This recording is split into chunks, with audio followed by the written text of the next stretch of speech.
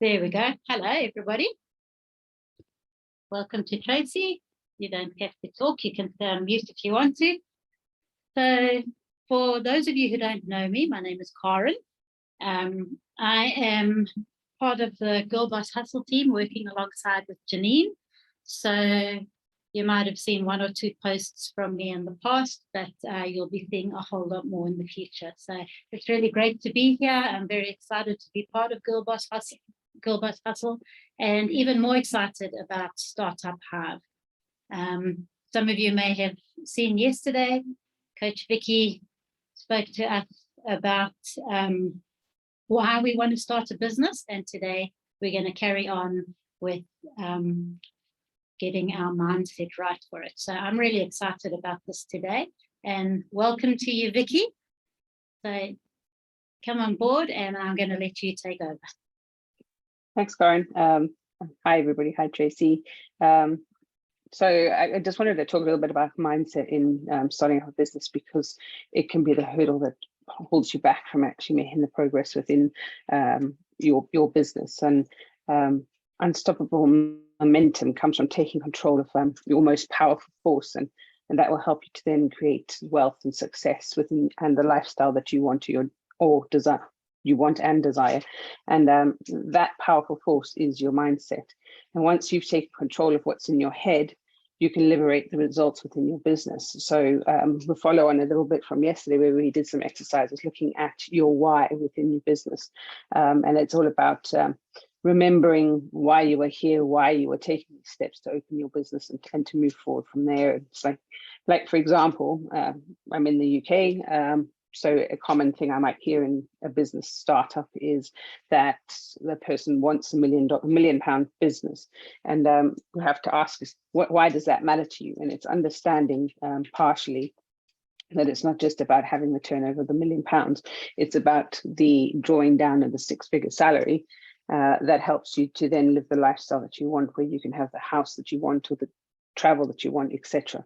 So understanding that why becomes a motivator as part of your getting your mindset right. Understanding that can then help you to really reconnect with your purpose and reconnect with why we're doing this.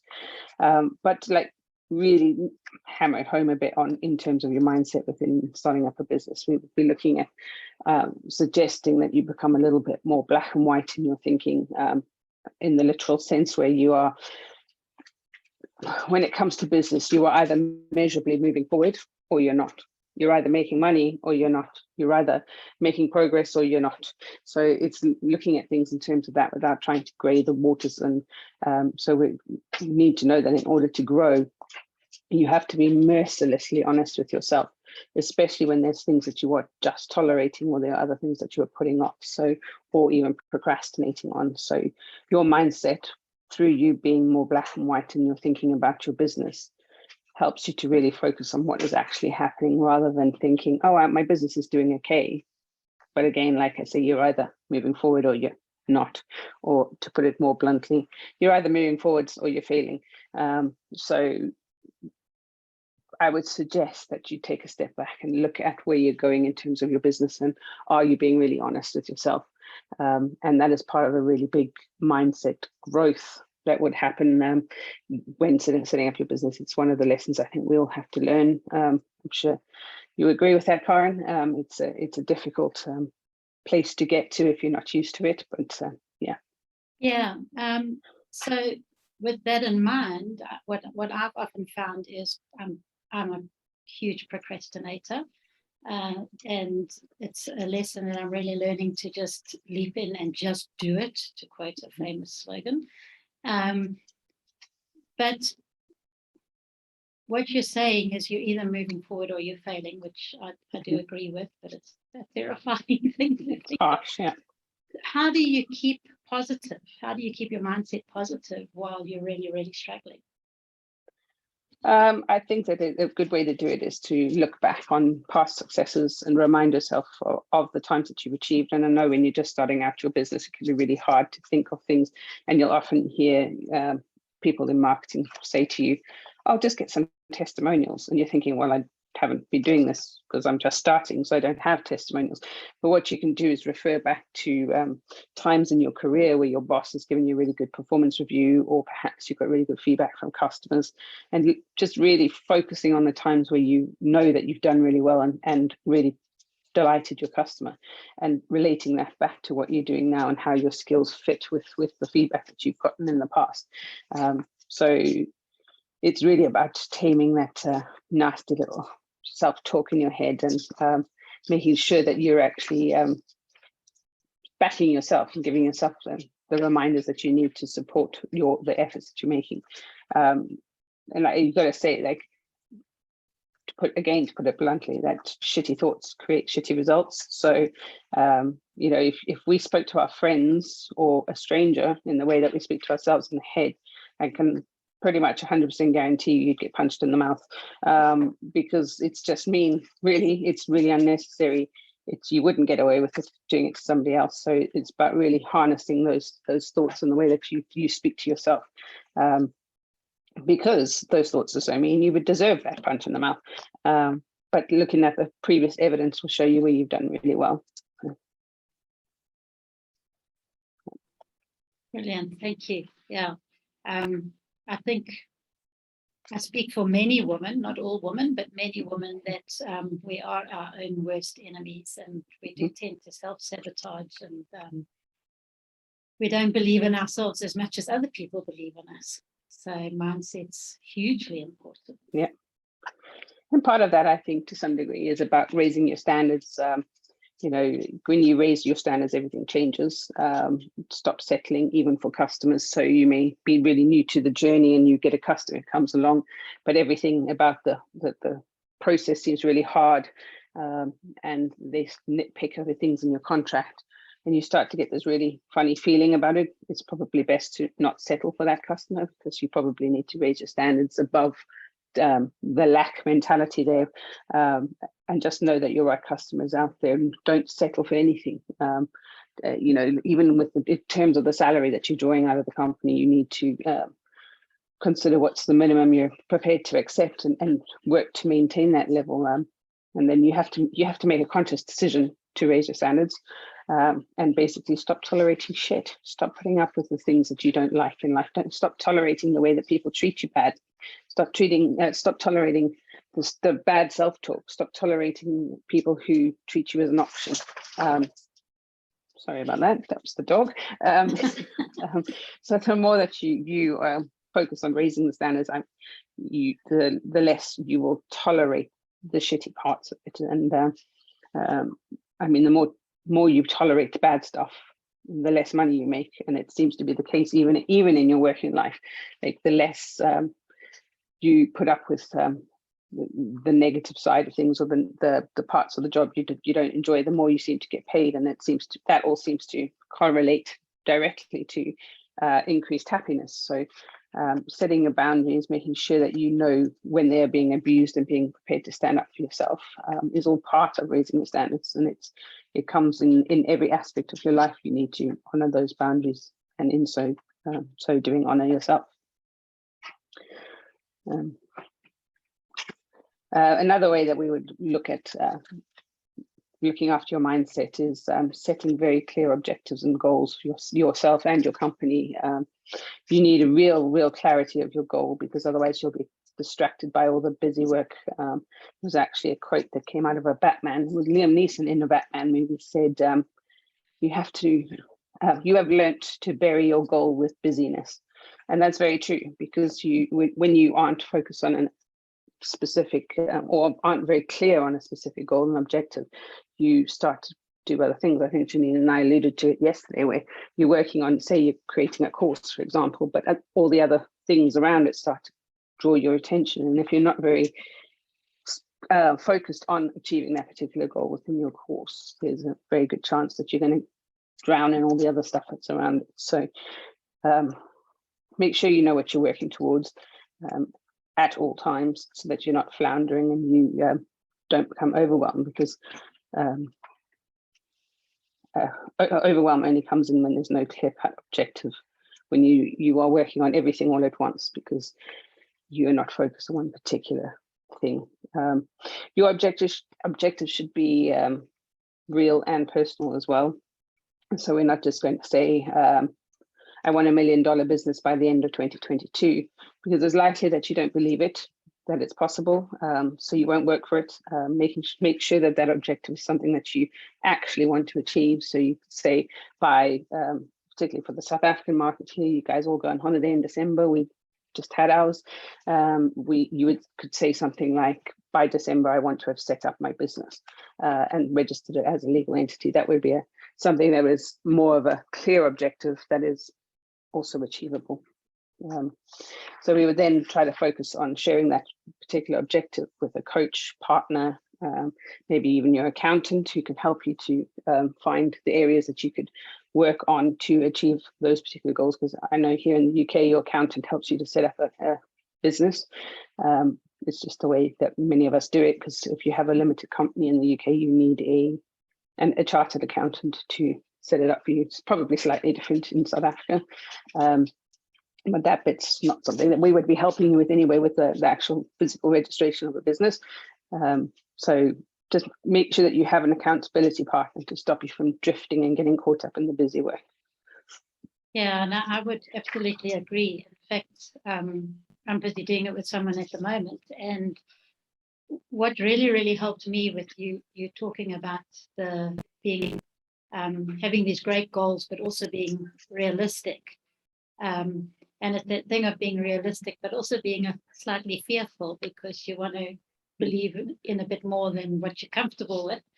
But what really helped me was saying what I want to earn in the long term and then working backwards. And doing it that way, it just made it much more realistic. So there's little steps to go to my long-term goal. And yeah, I just found, having that focus is really, really helpful. Yeah, I would definitely say defining or breaking down the problem, which would be, say your goal was, and we do easy maths here because it's just easier. It's better for me that we stick to that. If your goal was to be earning an extra 30,000 Rand within 6 months, that you would define the problem as in what needs to happen for me to be able to make an extra 5,000 Rand a month. What do I need to do? Do I need X number of clients? Is that 1 client? Is that 10 clients, depending on what you charge for your services? But it's understanding the whole basis of the problem per se. So you want to make an extra 30,000 Rand in 6 months, that therefore I need to do X, Y, and Z. So once that problem is defined, it becomes easier to break down the solutions. So like you were saying, you know what your end goal was in terms of earnings, which then breaks down to how much do I need to do per day. And if it's 5,000 Rand a month, how much does that break? How many calls do you need to get on every day to have those calls with clients? How many clients do you need to convert every day to reach that goal? So once that problem is defined, it all becomes a little bit easier to work towards achieving the objectives. Vicki, do you find with your work with startup people or startups that they vacillate between absolute excitement and I can do it type of attitude to absolute fear and have I gone insane? Is that normal? That's absolutely normal. So I think that's normal with everything. We talked about comfort earlier. And the thing is that your nervous system tries to return you to a place of comfort constantly. And even if it's not currently serving you, it's just something that your body has come to know, and it therefore tries to return you to that homeostasis. So you get these feelings of fear that can overwhelm you, but then you can get really excited because you've done some work on your product, or you've done some work with your customers, and it reminds you of why you return to this dream every day. And that is a really big piece of the why work that we did yesterday, and understanding that why you should be very clear on it at the beginning, but you should revisit it at least every 3 months so that you are clear that it is still your why, and that you are working towards what your objective was in the first place. And it's not an easy place to be, being a startup. It's scary, it's full of risks, it's lonely, people don't understand you. So I think that in terms of building a strong mindset, you would need to start to think about keeping the company of some like-minded people, which again is where the startup hive would come in, because you've got other people on the same journey as you going through it, and they would be, I'm not saying, so we might say in general keep the company of like-minded people, but I also want to stress here, we're not talking about going out and finding people who think the same as you in every area. We're talking about going out and finding people who are also building startups or also self-employed. We're not saying we go out and find people who look like you and act like you and went to the same schools as you and support the same rugby team. That's not what we're saying at all. We're saying we want you to have a diverse approach, but with people who understand the concept of entrepreneurship and can support you from that angle, because most people in your life at present probably are employees rather than self-employed. So that the like-minded people have similar goals and will drive you to achieving that, and that's what we are doing in the Startup Hive and the Hive. I mean, we get criticism perhaps about our ideas or the fact that we want to go and do a small business or startup from friends and family who they often are well-meaning because they're just worried about you and your security, but they don't really understand the dream. So it's about finding the people who can help you with that and help you to get to the goal. Great. Do you have any, I see our time is almost up. Do you have any last few things on mindset before we? I do. So I just, there was one, well, it's actually a couple. So the one thing is, a big thing to remember is stop making excuses when it comes to your business. You are the business owner. You are responsible for the whole shebang. This is your show. You're responsible for what goes on, and it's down to you. Which means if the business is failing, it's on you. But equally, if the business is winning, it's on you. So you've got to be responsible for the failures as well as the wins. You've got to celebrate those wins and make sure that you are equally as excited about getting up and facing the challenges as you are as getting up and facing the wins, because you're building an empire, and the strength of that is all on you, and that is where mindset's going to support you.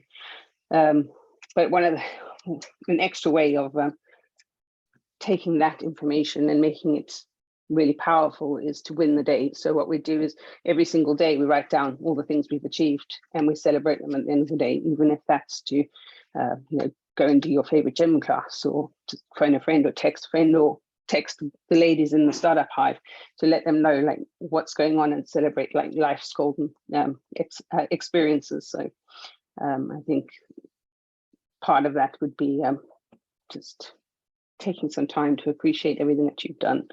But in closing, the Buddha has said, all that you are arises from your thoughts. With your thoughts, you make the world. So that is very, very true, in that you make what the world is through your perception and your mindset. So, yeah. Thanks, Vicki. That's very true. I mean, I'm learning that more and more each day. It's like what I am feeling inside of myself and what I'm building up within myself is being projected out. So the days I'm really miserable, I don't do as well as the days where I'm feeling a lot more positive. So it's really about feeding myself first and letting that come out. But I really liked what you said about just celebrating the small things every day, because that's such a practical thing that every single one of us can implement. It actually reminds me of Oprah and her gratitude journal thing. Yeah. So we've got our own little business gratitude thing going here. But I really like that. It's just such a practical step. So just to finish off, you're back on tomorrow at the same time. I'm back on tomorrow, same time, same place. We're talking about preparing to launch. Preparing to launch before liftoff. Okay, that's great. So, yeah,